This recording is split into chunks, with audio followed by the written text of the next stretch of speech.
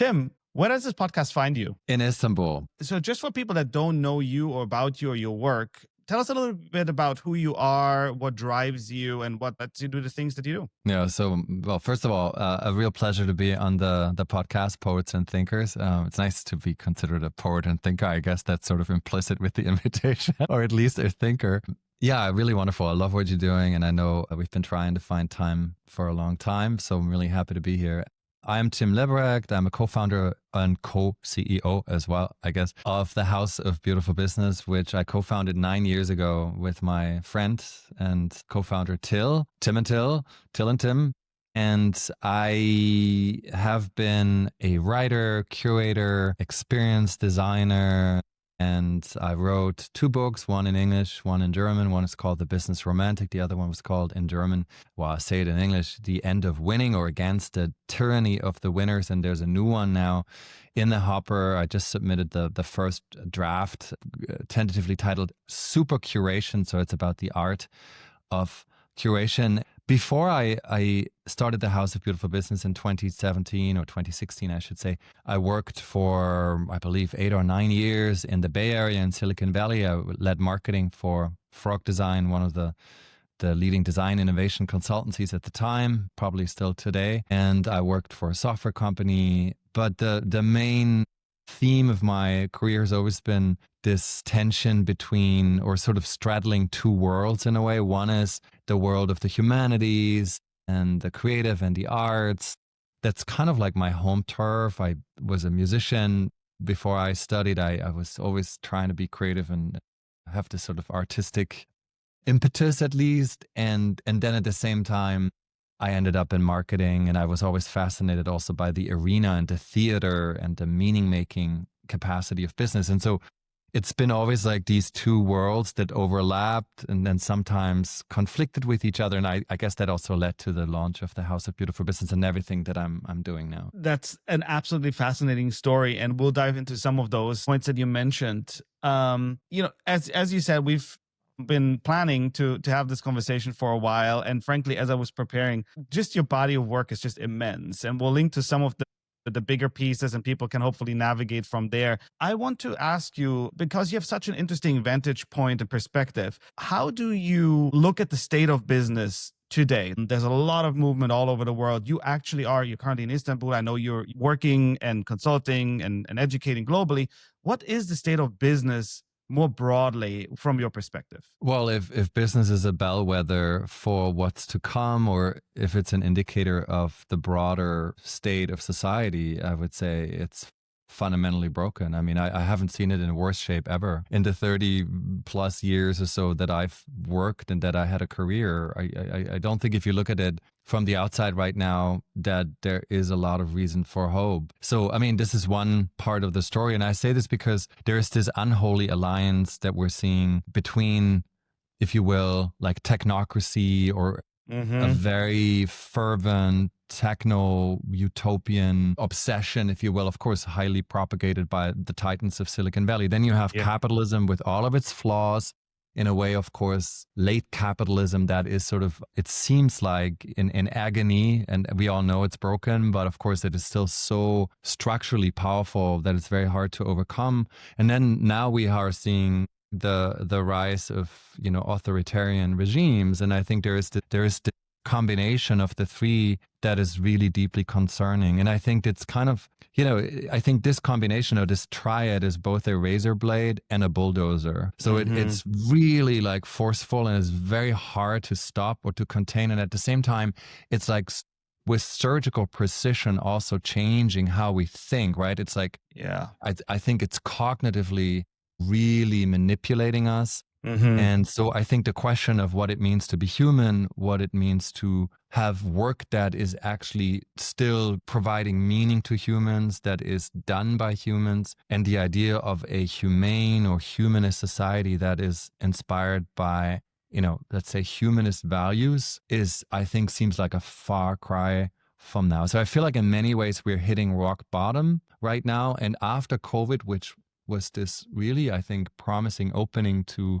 redesign the system, to feel kind of awaken in a way. I think, unfortunately, we've sort of gone back to the basics, right? Brass tacks. And then now I think in light of all of those forces that I mentioned, and of course the rise, the acceleration of AI, and the really, frankly, the financial incentives and the greed and the I think the longing for power that is driving it, I think we're at a moment where it's hard to see or envision an alternative to that and where that will bring us. But all that being said, I feel like, and this is also why I'm doing what I'm doing and I'm excited about it. And I feel like whenever times are really dark, and maybe this is the darkest I've seen, that we maybe all have seen, at least members of my generation, I feel like there is this optimist in me where I feel like, well, this can't be it. Like, I mean, this is almost like too profane, too trivial to be the end game. I mean, is this really it? And I don't think it is. And I think in a way, as we're hitting rock bottom and business is sort of very disenchanted and so brutally transactional, it's exactly the time at which we can and have to imagine something different. And I see first signs of that. I mean, there's a lot of efforts underway. Hopefully the House of Beautiful Business, my organization, our community is contributing modestly to that as well. But that's the hope that I feel like, no, now there needs to be a counter narrative. There needs to be a new structure. And I think it will happen. Yeah, there's in a lot of ways through these conversations of season 1, at least, and having you now on the show as well. It's really interesting because I see it very similarly. This situation, per moment in time currently, is really, I think, forcing us as humans to look at the tension within us, right? On the one end, it's this, very fear-driven reactionism, the idea of maybe having capitalism and these power grabs sort of as coping mechanisms. But on the other hand, our amazing ability to imagine better, more just, more morally aligned, more humane ways of living. And it is interesting how, technology, the political, the business side, and the very human side are all kind of in this extreme tension. The question now is, how do we navigate out of that? And I agree with you. I think there is certainly a good amount of hope. One of the reasons I mentioned your work here earlier is because you're definitely curating a lot of these different angles of hope on the House of Beautiful Business platform, which we'll link to. And so I'm really excited to dive into that. What gives us hope? How do we lead out of all of this? And what does a better future look like? And how do we deal with, the definitely bumpy road, if not really, like there's going to be a lot of debris probably too, that's going to land on us in some way, shape or form in the near future. So as you mentioned, you've founded the House of Beautiful Business, which is a community, it's a platform, it publishes a lot of really great writing and thinking that's very thought-provoking in many ways. I wanted to ask you, what makes a business beautiful in the first place? So this is a question we always try to evade.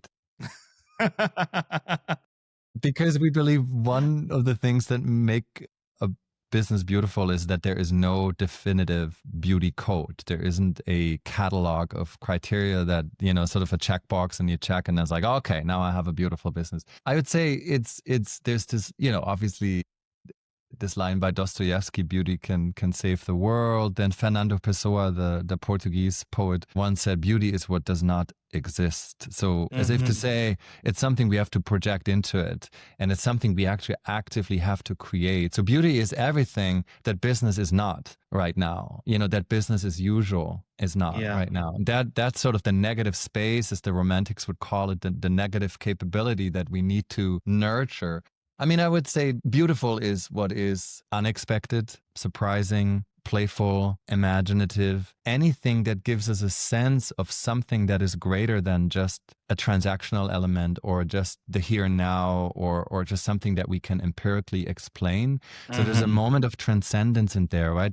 We published something about awe. We were very interested in the creation of awe at our gatherings and what some of the design principles are for the creation of awe. So that's a moment, right, of beauty. I was just told at a roundtable that I attended that there's research that most people go to churches, for example, not because they want to participate in the mass or they want to practice or pray, but actually just because they want to experience awe. So they want to see themselves in relation to something that is greater than themselves, right? Sort of a force, whether they're religious or at least organized, religious or not, there's this moment of awe. And so beauty is when something happens to us, when we create something that in a way is not the expected outcome of something that we've engineered, I would say. Mhm. And then, of course, the purpose and sustainable long-term thinking, social justice, ethics, empathy, all of these things, of course, also are contributing to the fabric of a beautiful business. But I would say at the end of the day, it's what makes sort of great art. It's idiosyncratic, it's unique. It's like walking into a room and just like, whoa, what? And Mhm. it's a moment, it's a revelation, I would say, and in a moment of where you actively participate in meaning making. So I know that's not a very satisfying definitive answer, but it's an inquiry rather than an answer for us, and that's why we're still in business. Which exactly, which I love, because I think, in a lot of ways, and the reason I asked the question is to kind of pull out a little bit. A lot of the work that you're doing is, as you mentioned earlier, counter narrative, but almost more than a counter narrative, it's really teaching new and different skills. Because typically when we think business, we always think about the idea of a business basically from that was born with the Industrial Revolution. It's predictable, it's measurable, it's safe in that sense, right? Like, it's reproducible. But what you're pointing to is we need to look in ourselves and connect deeper with ourselves, and then with society, or maybe humanity as a whole, and even just first and foremost connect with our emotions to feel a sense of awe, to feel a sense of, this is bigger than myself, this is bigger than my paycheck, this is bigger than the shareholder value we create, because ultimately there is a bigger purpose for this thing that we then call a business, which is very much so counter to the dominant way of how the world operates. But I think because of that, probably highly relevant. Switching gears just a little bit, because you mentioned your two books earlier already,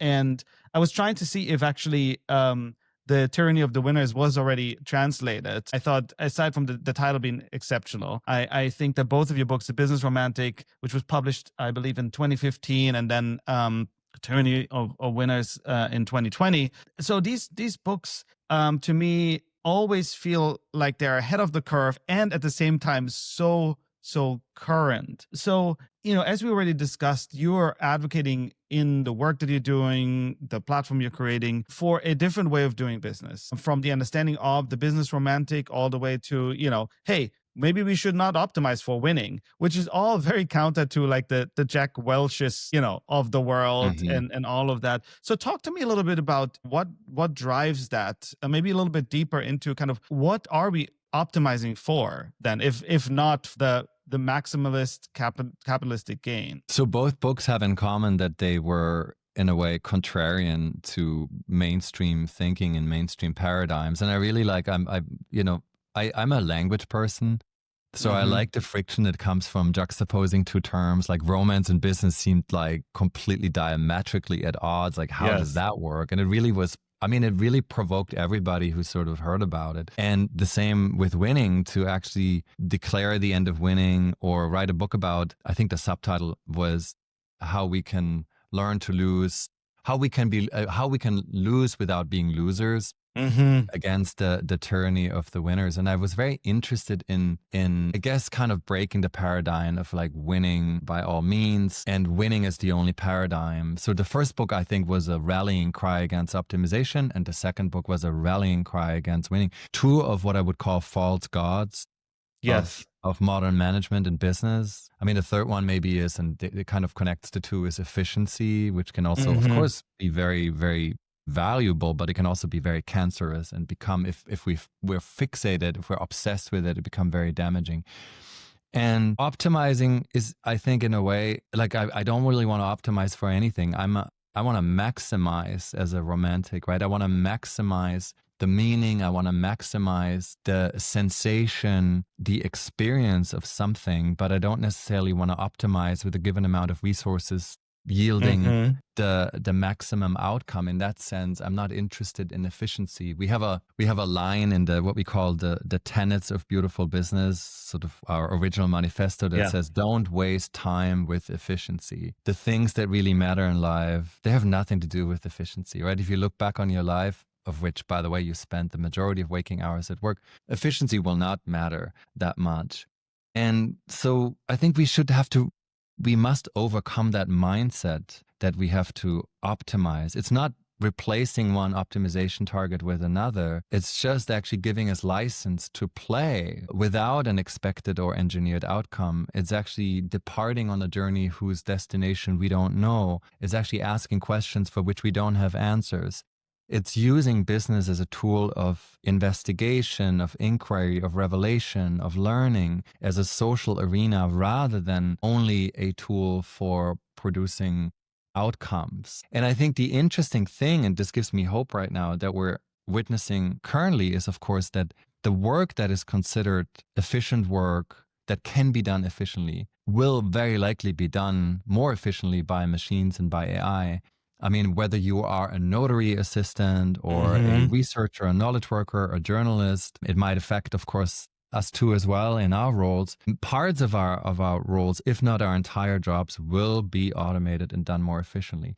This is, of course, very threatening, and it can lead to devastation and at least a restructuring of the entire economy, as we know. But the one thing it can do is, I hope, is that it can give birth to a new economy that in one way or another needs to liberate itself, at least as long as it's human, from the dominance of efficiency, and actually think about, okay, like if we participate in an economy, in a society, then if it's not productivity based on efficiency, what is our contribution? And then I think we come back to the contribution is to feel more, to imagine more, to play more, to engage in relationships, to foster intimacy, to connect with one another, to not be lonely, to serve as a medium for each other, to unlock the miracles of life for each Mm-hmm. other. So, we're moving then from an economy of efficiency to an economy of care and wonder. I mean, I know this sounds kind of woo-woo and lofty,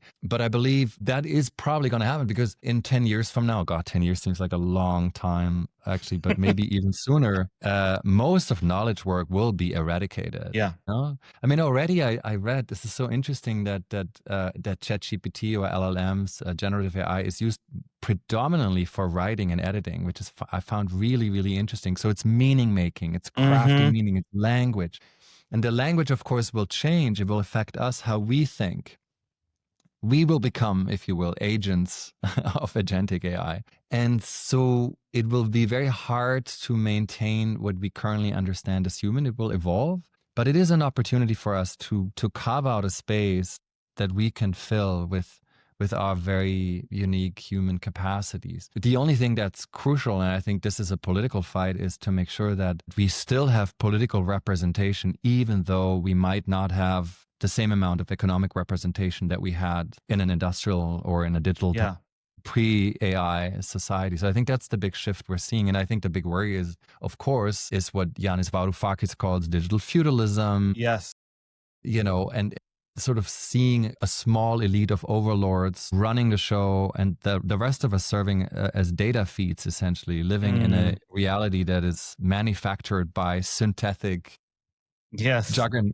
creators and meaning makers. Okay, that was a very long answer to your. Fantastic answer, and a lot of great jumping off points, especially because I just a few weeks ago gave a talk at NYU, guest lecture at NYU, and I titled the talk Age of Ingenuity. And basically, it was especially interesting because it was to a group of HR professionals in an MBA program. And it was fascinating as I was walking through essentially those changes, similar to what you're describing that we're observing, and kind of pulling in all the conversations that I'm having and the insights I'm gaining from people like you. It was interesting because there was you could sense a tension, and that tension increased as the talk went on because we talked about the Industrial Revolution, and as you mentioned, the productivity optimization levers and all of that. Walk through, okay, well, let's think this a little bit ahead.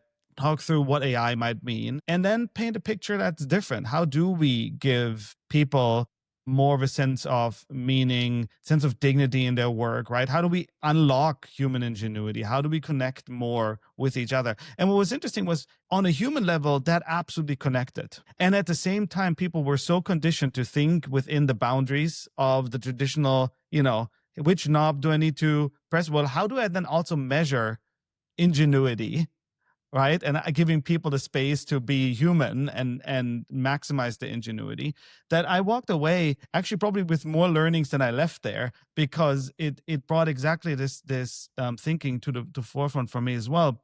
Okay, well, how do we lead into a world that is not that doom and gloom, digital overlords, and people become essentially just fodder for the AI machine. So maybe jumping off from that, you did about, I think, half a year ago, or maybe it was a little longer, a series of events and talks on the bigger umbrella headline of the poly opportunity, which I believe was your response to what people either call the poly crisis or meta crisis. And I think it ties nicely into what we just kind of touched on. If we are just generally in agreement that there is a meta crisis, a poly crisis at work, and we're in the middle of it, right? But we have the hope that we can navigate out of it. What is the poly opportunity, or how do we actually turn what we're currently facing into opportunities that ensure that humans, really as humans, will thrive in the future? So the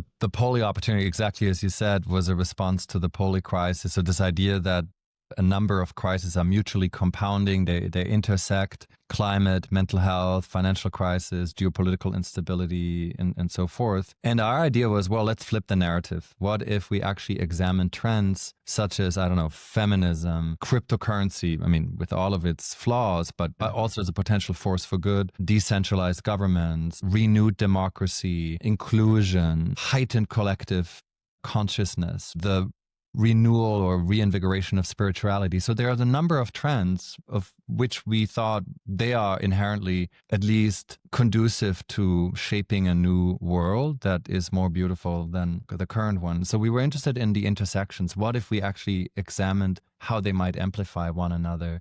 And it was, at the end of the day, it was an effort to produce hope, which is really the main business that we're in.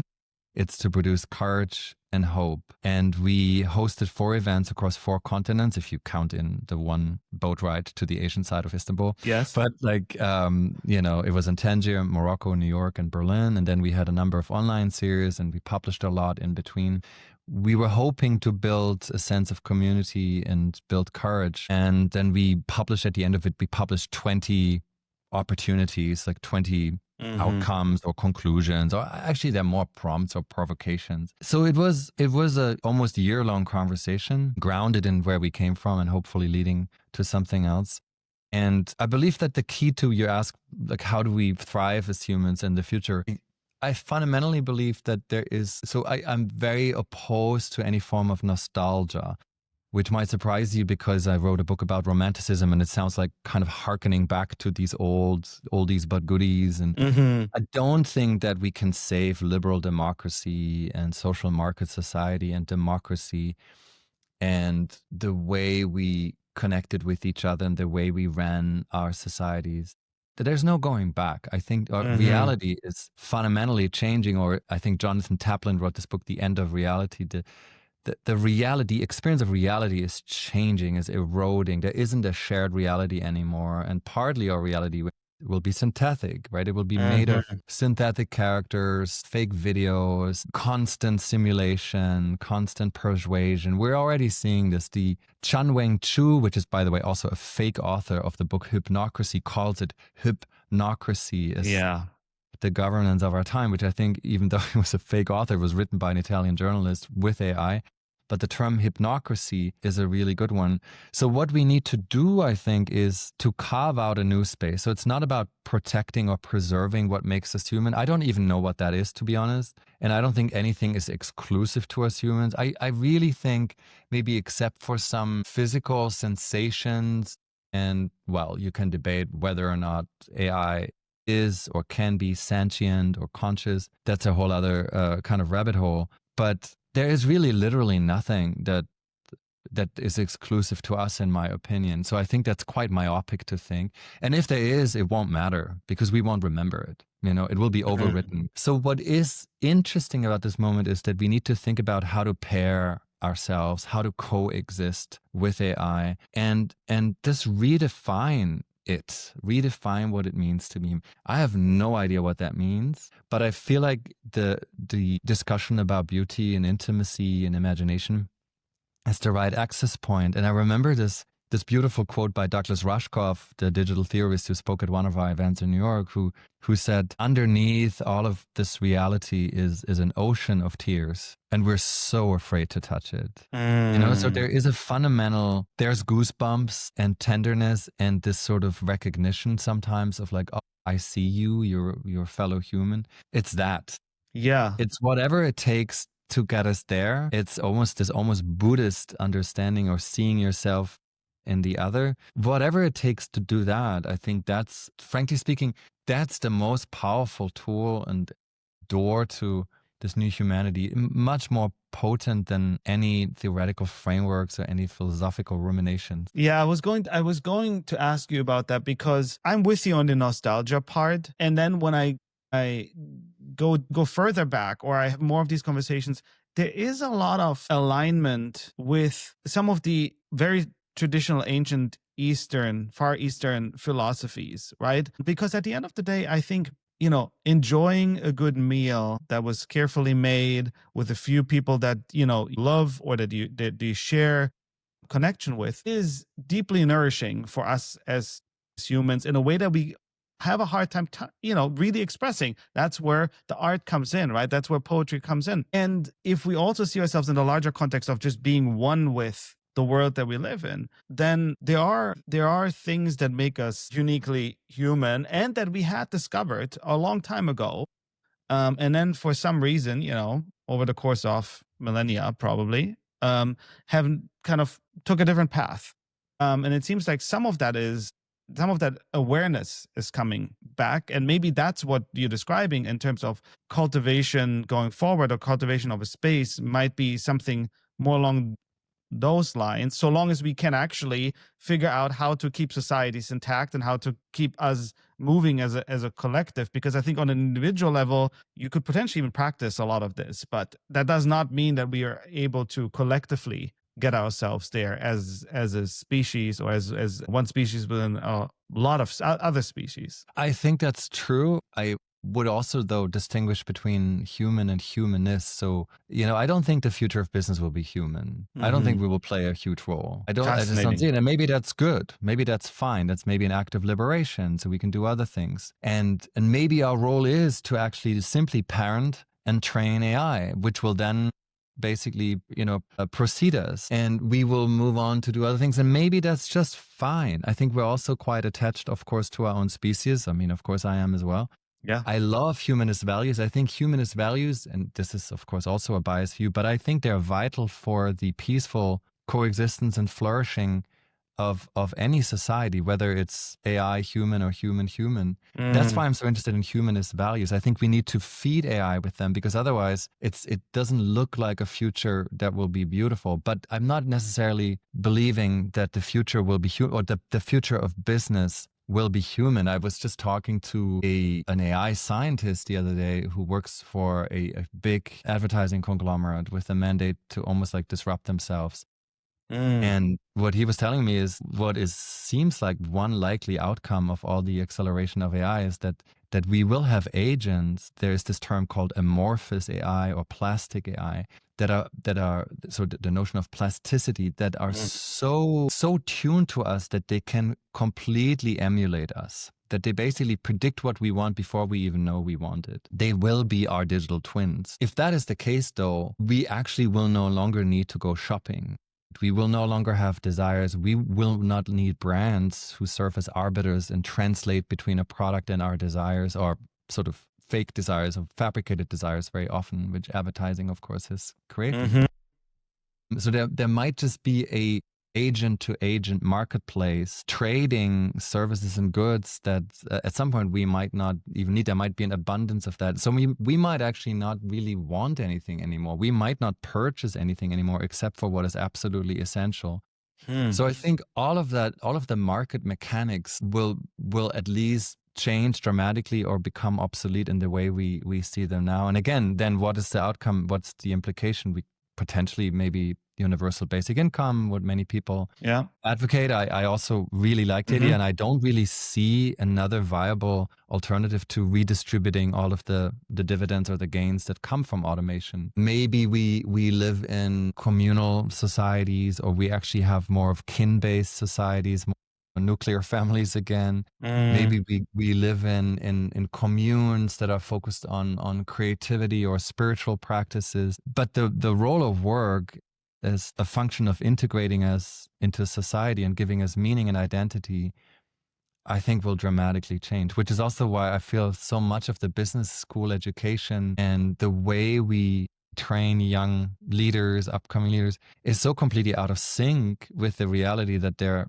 basically growing into. It's also very hard to change the paradigm in flight, of course. I know that. But I look at like 5 years and I was like, oh my God, like nothing, almost nothing they're learning at school will actually still be helpful or be in demand. Yeah. I want to, before we get to the education part, because I have a question for you on that specifically, given, that I work with students at Princeton, and this is part of, me doing my own learning here and hoping, hopefully can contribute a little bit to them walking into the world that they'll inherit to make it better. But one thing that sounds really interesting in what you said is around this idea of, we don't need work anymore to find meaning, and at the same time we don't have to go shopping anymore. We don't have to do a lot of things technically if we think that all the way through. How do you think about dignity or the agency, which I believe you also wrote about, as part of a really important part of the human condition, essentially? Because what I could also see is that, okay, if we don't have to do all of this, right? Like those emotional, internal, mental muscles will all atrophy. And, where does that leave us? And there is, as you know, right, there is already the study that MIT published something a few months ago, essentially investigating how the increased use of generative AI leads to diminishing critical reasoning skills, critical thinking skills, which is, of course, very concerning. And there's also a study that showed that actually students are struggling with essay writing. It's writing coherent text without digital aid has become, it seems, like a really daunting task. It's a social construct, though, right? That we equate agency with dignity. I mean, if you look at history, when did we have agency? I mean, mostly lived in non-democratic regimes.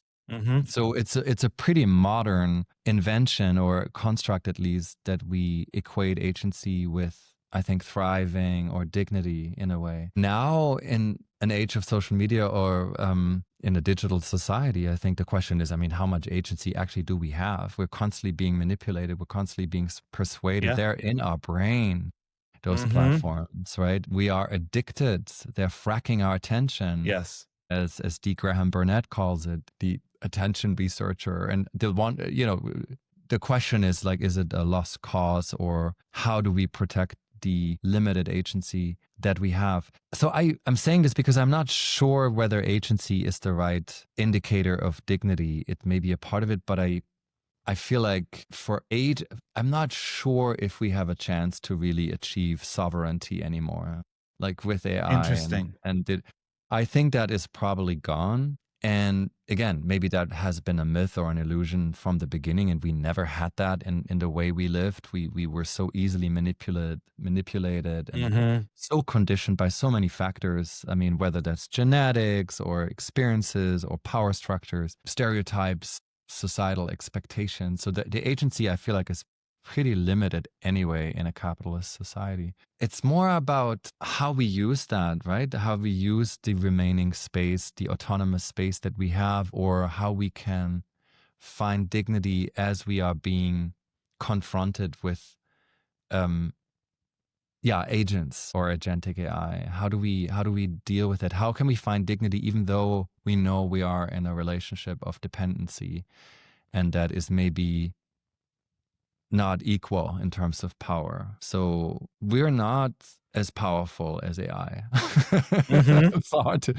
I'm sorry to say, at the moment I said it, I'm like, wow, that doesn't, it feels really shocking to say it out loud, but we're probably not. It's too late. And I think it's now what's left to do is to sort of explore what are the spaces, the experiences, the rituals, the relationships that we can cultivate to at least have a sense of dignity. And it means probably that we have creativity. I think that's maybe Mm-hmm. more important than agency. It's the ability to, well, maybe there is, of course, agency is needed to have creativity, but to make meaning out of the most miserable circumstances or adversarial circumstances, and to create, to create art, to create beauty, to create. I think maybe that is, at the end of the day, I think where the future of work will lead us. I think I wrote in an essay, I think a couple of years ago, I wrote that ultimately the only work that will be one that gives us dignity is the work that we will do for ourselves. Mm-hmm. And that's Yes. essentially the work of an artist. Yeah. Yeah, absolutely. And it's frankly the one thing where, I have a 10-year-old daughter, and when I think about, the future that she will live in, and we briefly touched on, we'll talk a little bit about it more in a second.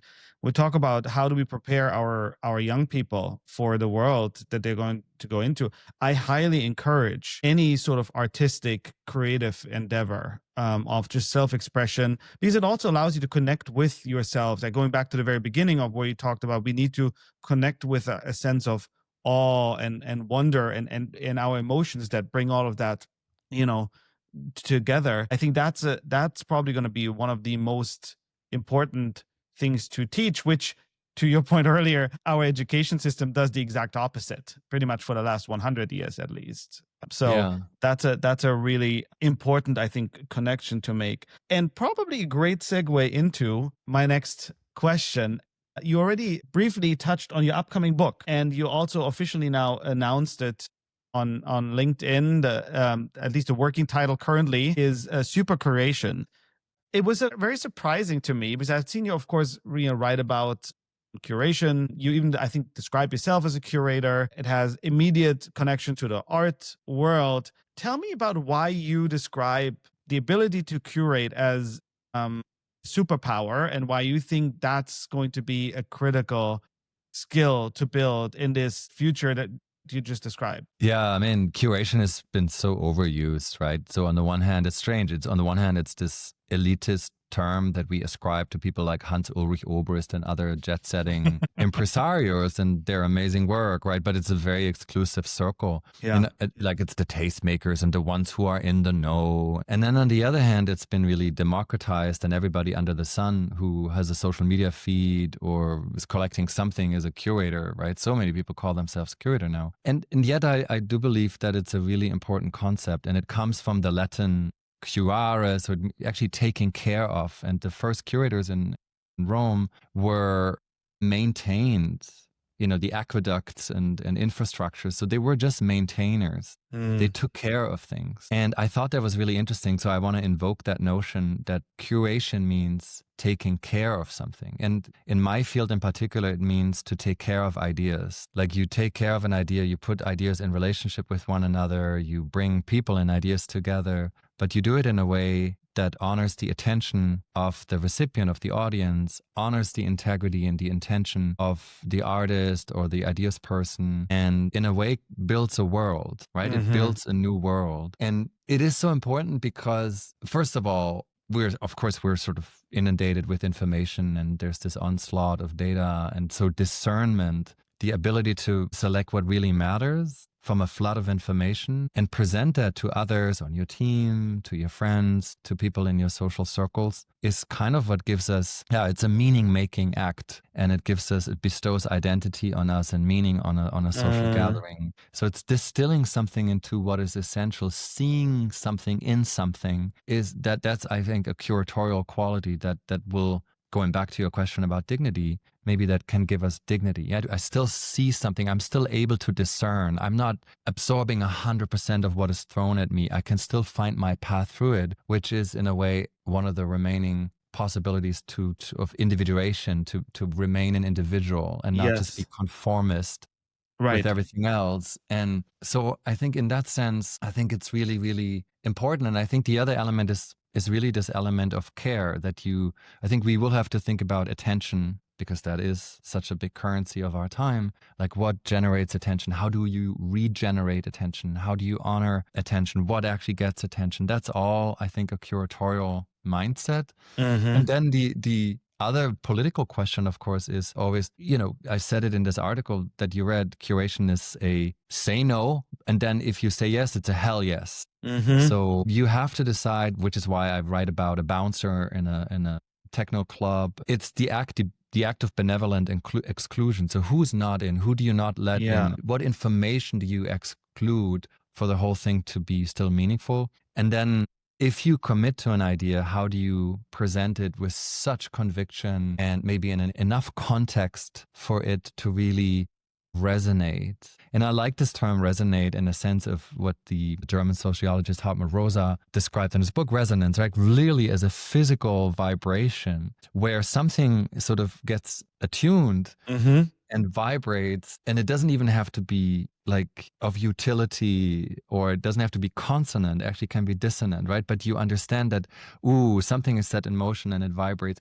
I think those are all moments of inspiration. And I think, and now bringing this back to the business leaders in the future, if they manage teams that are partly AI, partly human, hopefully, the main thing for them is they have to be storytellers. They have to be poets and thinkers. They have to inspire. They have to make people fall in love with an idea. They have to provide context. They have to discern what matters truly, right? And I think those are all curatorial practices that if we understand curation, we can hone them. One last thing about curation that's also important is, so far I talked about the curator, right? And the active of curation. But I think what is equally important is to develop curatorial literacy. How are things curated for us? Because it is a power tool, of course. How do algorithmic feeds curate for us? How do others, curators, people like myself, why do I curate? And how am I being manipulated by the curation that others put in front of us? So I think curatorial literacy will help us maintain some sovereignty, some dignity, and help us understand how meaning is made and contribute to the making of meaning in a way that is, that gives us maybe some dignity, to use the term that you used earlier. Yeah. There's a lot in there that I can that actually resonates, and I love the term as much as you do for the same reasons. That resonates with me. I think from a leadership perspective, what you described, this is so interesting because there's care, right, on the one hand, and that's maybe why you curate. You care about the things that you do pick out, maybe the people you share it with, all of that, and that from a leadership perspective, I think is obviously highly relevant.